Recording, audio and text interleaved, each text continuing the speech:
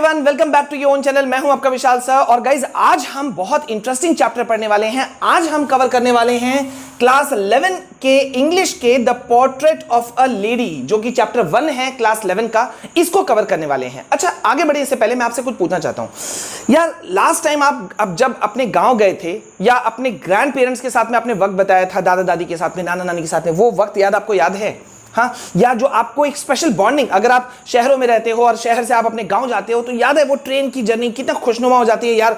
दादा दादी के पास जा रहे हैं, गांव जा रहे हैं, नाना नानी के पास जा रहे हैं, मतलब एक स्पेशल बॉन्डिंग हम शेयर करते हैं अपने ग्रैंड पेरेंट्स के साथ में।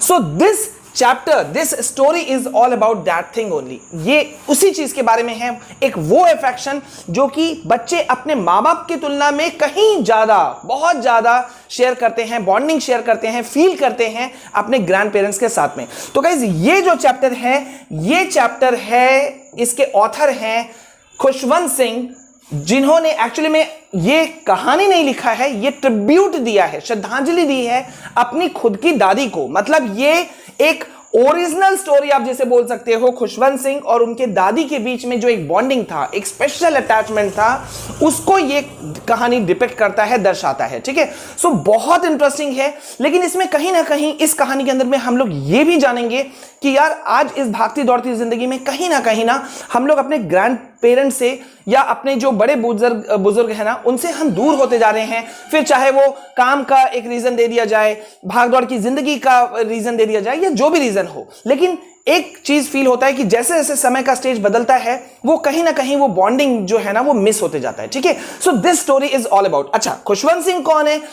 एमिनेंट राइटर, बहुत ही प्रसिद्ध लेखक ऑफ इंडिया, पहला। दूसरा, ये लॉयर भी थे। ठीक है, तो ओके, तो ये अब कहानी को हम लोग जल्दी से शुरू करते हैं, the portrait of a lady.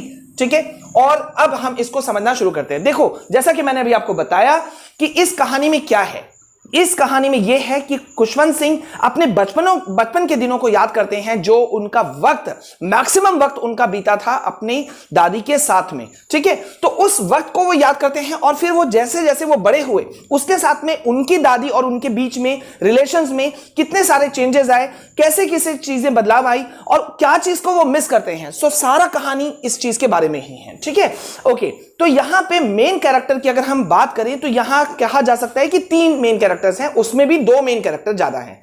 पहला, ऑथर खुद हैं, क्योंकि वो कहानी सुना रहे हैं, खुद ही सब कुछ बता रहे हैं, तो पहला तो वो हो गए। दूसरा, ग्रैंड मदर, क्योंकि उन्हीं के बारे में पूरी चैप्टर में उन्हीं के बारे में बात हुआ है। और तीसरा, ग्रैंड फादर, जिनका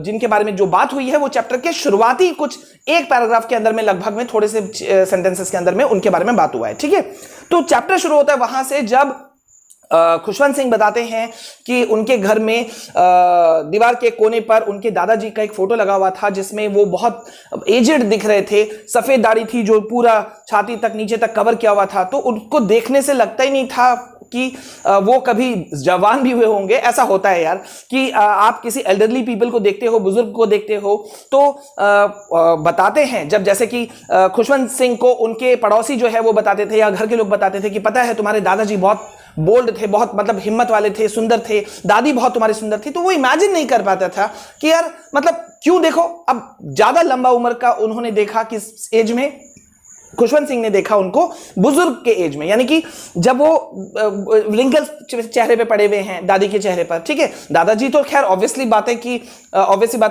फोटो टंगा हुआ था, तो यानी कि वो नहीं रहे थे, लेकिन स्टिल जो फोटो से या दादी से देख के पता चलता है कि वो बहुत एजेड थे। तो खुशवंत सिंह को लगता था क्या सचमुच में कभी इतने सुंदर थे भी।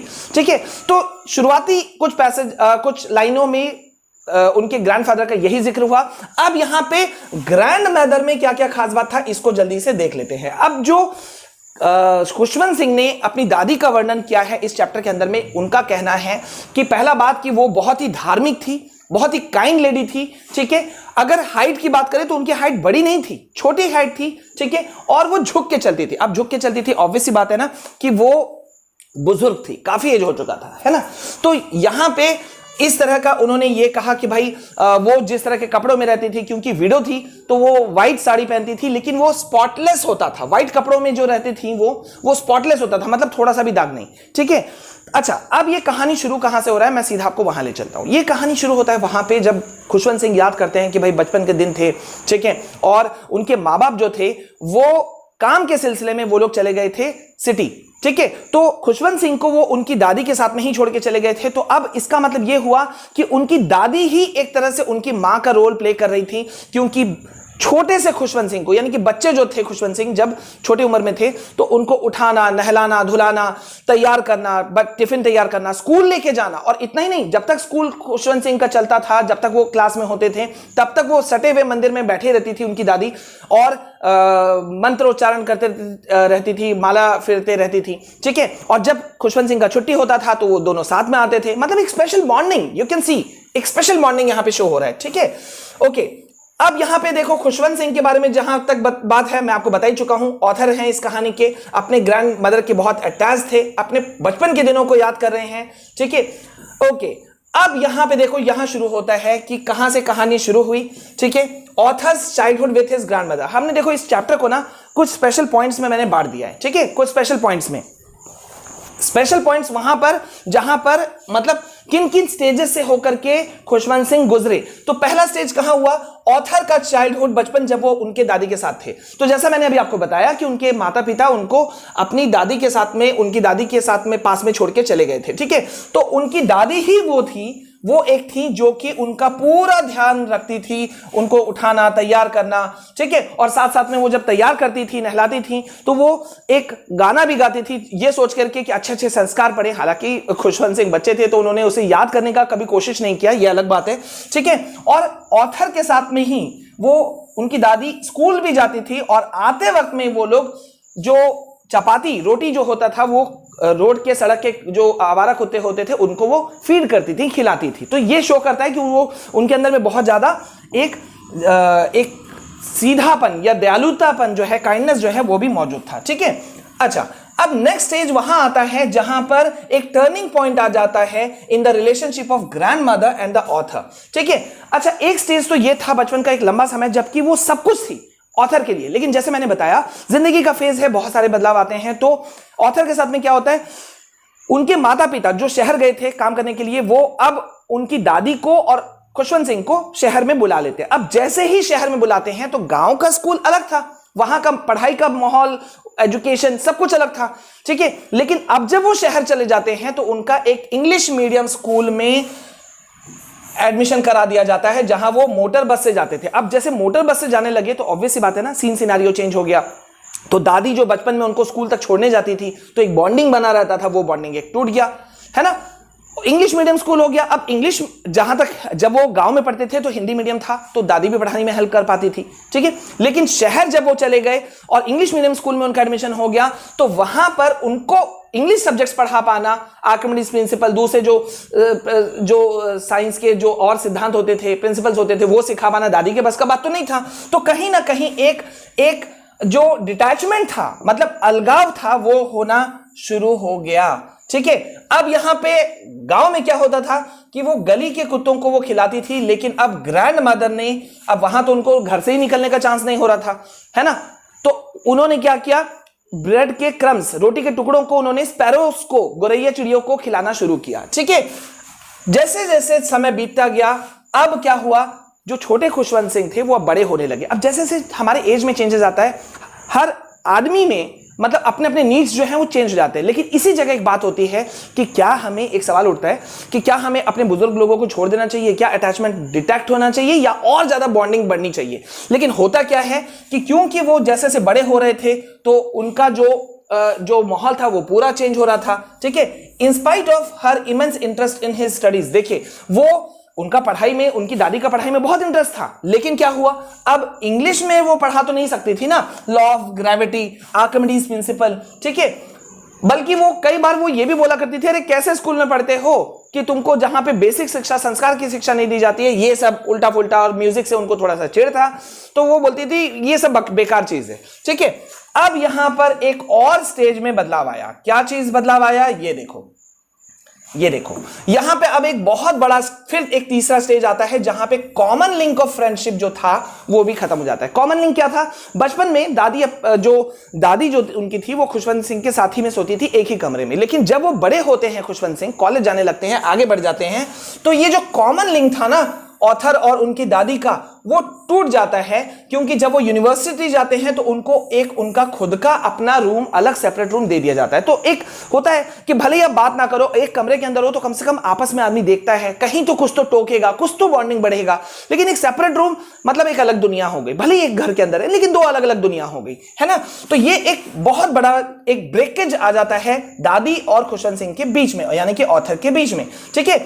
अब लेकिन दादी किसी को शिकायत नहीं करती है उनकी, वो अपने अकेलेपन को वो स्वीकार लेती हैं और वो रेयरली किसी से बात करती हैं। वो सारा दिन या तो वो चरखा काटते रहती है, व्हील स्पिनिंग करते रहती हैं, या फिर वो करते रहती हैं अपने प्रेयर्स को पढ़ते रहती हैं। सिर्फ दोपहर ही एक ऐसा वक्त होता था जब दादी को बहुत अच्छा लगता था, क्योंकि उस समय वो स्पैरोज को फीड किया करती थी, खिलाया करती थी, ठीक है। और उसके बाद में वो दादी के साथ में स्पैरोज भी जो थे वो इतने घुल मिल गए थे कि उनके कंधों में बैठ जाते थे, कभी सिर पे भी बैठ जाते थे, लेकिन वो कभी भी उनको शूट नहीं करती थी, यानी कि हटा करके भगाती नहीं थी, बल्कि उनके साथ एक स्पेशल बॉन्डिंग शेयर करती थी, ठीक है। अब इसके बाद में एक और बहुत बड़ा एक स्टेज, एक बदलाव आता है। कब? जब ऑथर जो है, और यूनिवर्सिटी लेवल तो थे ही थे, वो अब हायर स्टडीज के लिए वो अब्रॉड जाने का उनका जो है वो उनका बात आ जाता है कि बाहर भी जाना है। अब्रॉड तो खैर बाद में आता है, लेकिन बाहर जाने का बात आ जाता है, ठीक है।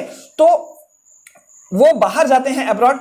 ग्रैंड मादर, अब उनका सरप्राइज क्या था कि कहीं ना कहीं खुशवंत सिंह को एक होता है ना कि यार दादी जो है वो बुरा फील करेगी, लेकिन इतने सालों में ना अटैचमेंट जो था वो कहीं ना कहीं तो टूट ही गया था, हल्का हल्का तो ब्रेक हो ही गया था। तो वही चीज होता है कि दादी जो है उनको हैरानी हो जाता है ऑथर को। ऑथर कहते हैं कि भाई मैं हैरान हो गया कि दादी जब मुझे खुद ड्रॉप करने आई, छोड़ने आई रेलवे स्टेशन पे, और इवन मेरे माथा को चूमा भी, लेकिन रोना धोना ये चीज दादी के चेहरे पे या उनके डिपिक्शन में कहीं भी नहीं झलका, कहीं भी ये डिपिक्ट नहीं हुआ, ठीक है।